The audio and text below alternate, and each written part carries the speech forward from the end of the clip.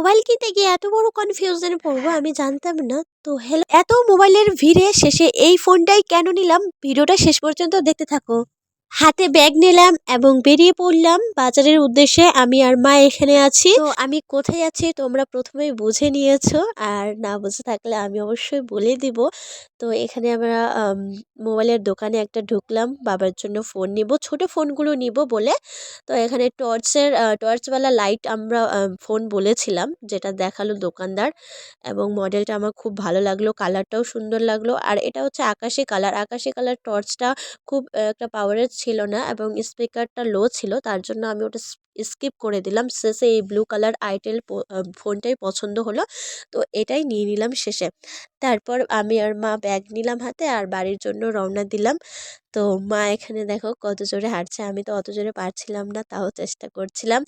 তারপরে বাড়ি চলে আসলাম। এই ছিল আমার ছোট্ট একটা ব্লগ। চ্যানেলে নতুন হয়ে থাকলে চ্যানেলে সাবস্ক্রাইব করবে, লাইক করবে, কমেন্ট করবে।